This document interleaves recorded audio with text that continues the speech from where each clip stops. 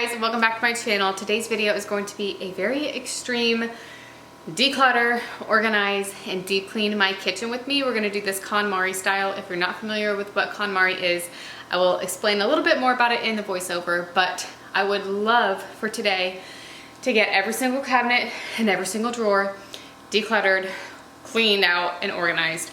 However, my 2-year-old is napping, my 3-year-old is doing quiet time, so I have no idea how much time realistically I'm going to have, but I'm just gonna run with it and do what I can. I'm also approaching the 3rd trimester, so it's just like hard to move right now. So I'm just gonna do my best, and we're gonna start with the upper cabinets and work our way from there. So let's get into it.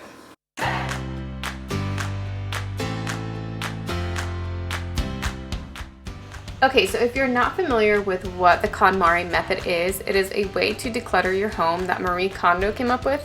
She wrote a book, I did not read it, so someone else could probably explain this better than me, but this was very popular several years ago.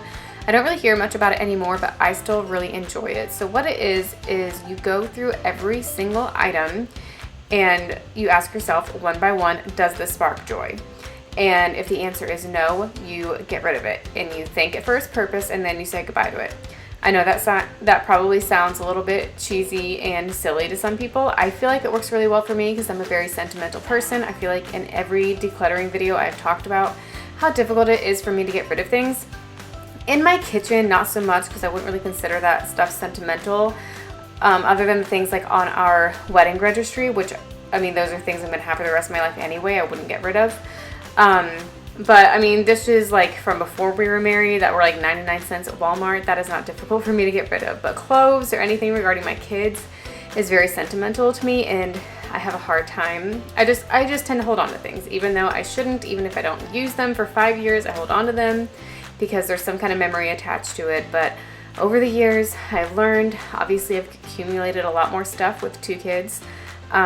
You know, that's not a good enough reason to hold on to everything. So I say thank you to whatever it is I'm getting rid of, and then I say goodbye to it and I donate it. So anything that doesn't spark joy or that you haven't used in the past year or that isn't sentimental doesn't need to be in your home, essentially.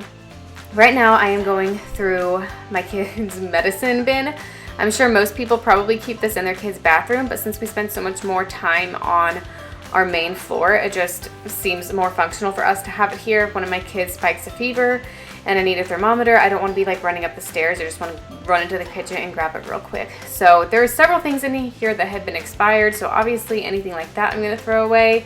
And then I'm just going to put everything back a little bit more organized. We had duplicates of a lot of things. I had like 1,000 syringes, which I didn't need. I had multiple thermometers. So I just put like 1 or 2 of everything downstairs, and then if I felt like if we could use something like that upstairs, like a thermometer would be useful to have upstairs for like bedtime and stuff, I put anything like that in the kids' bathroom.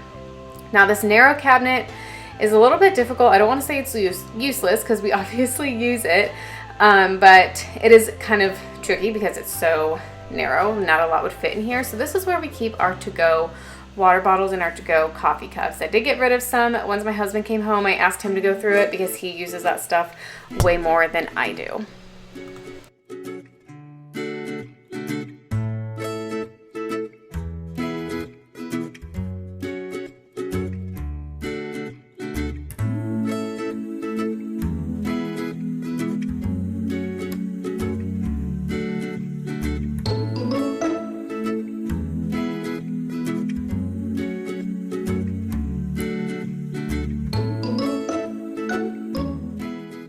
Okay, so this specific drawer was my biggest priority for this entire kitchen organization process. As you can see, it is a mess. This is just a bunch of like random things and gadgets, and this is a drawer that almost every single thing in here I use. I did donate a couple of things, but for the most part, this is something that, like, everything in here I use. Some things I use almost every single day. Other things are just kind of like not as often for like birthday parties or something, but everything for the most part does get used. So I really needed this to be more organized and more functional. I didn't care if it looked perfect. I just wanted to be able to, if I needed like say a potato peeler, I wanted to be able to open up this drawer and get it without rummaging through everything for 30 seconds. And that's what I've been doing for pretty much the last 2.5 years that we've lived in this house. So I'm going to vacuum it out. I'm going to wipe it down. And then I got an organizer from Amazon. So I'm going to put that in. I feel like I could have used like more organizers in this drawer. Obviously it like only takes up half of it about, but it's fine. Like everything now has a place, and I'm just putting everything in however it fits. I don't really care if it looks perfect or whatever. Not everything, like all the baking and measuring things aren't together, and that is totally fine. I just want it to fit, and I want to be able to see everything that I have. So I was pretty happy with how this drawer came out.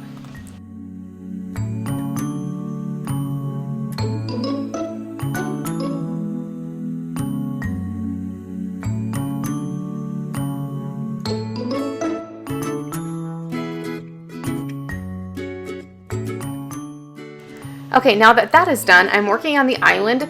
Now these shelves are like super deep. There's only the cabinets on the one side, so everything, like, it goes all the way back to the back of the island. You can see my cat just jumped in there with all this stuff. So they have a lot of space.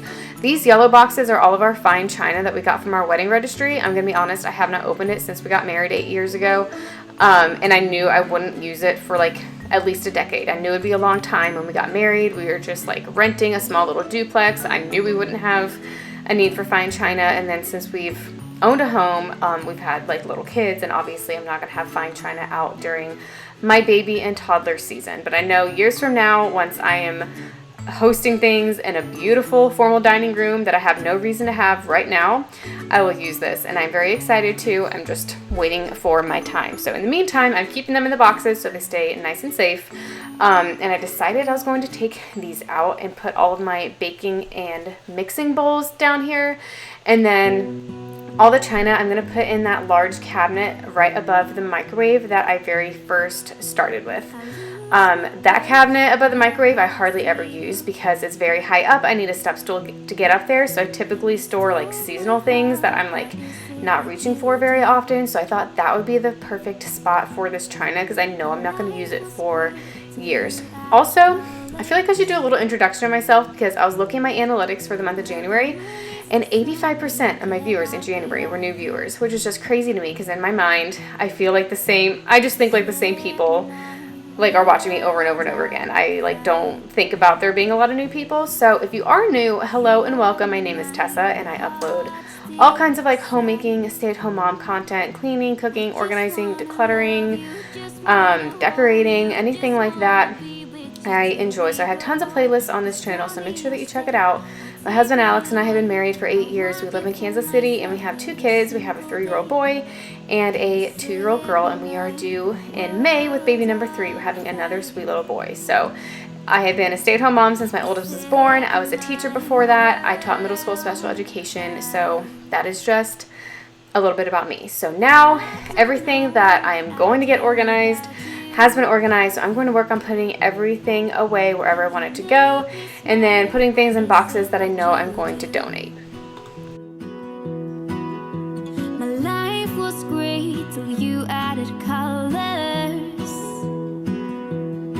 Like the moon is the snow, we don't care about the others. You set my world on fire. You're my heart's desire. I just wanna love you, just wanna hold you, just wanna be with you till we grow old. Please tell me you'll stay or take me away. I want you for myself every single day. You set my world on fire. You set my world on fire. I just want you, I just need you. I don't know what it is you do. I just want you. So now I'm going to give you guys a tour of my entire kitchen, including areas that I didn't organize, just so you can see what it looks like. I've got nothing to hide, so you can see the cabinet above the microwave.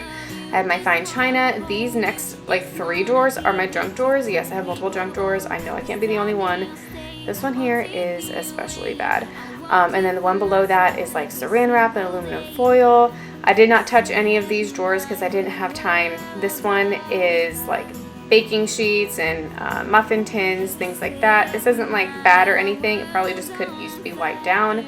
And then the drawer below that is like toaster, waffle makers. Again, I wouldn't like get rid of any of this stuff. Probably could have just been wiped down. But this cabinet I'm very happy with. You can see the kids' medicine is a lot more organized. This one is like our everyday bowls and some dessert plates.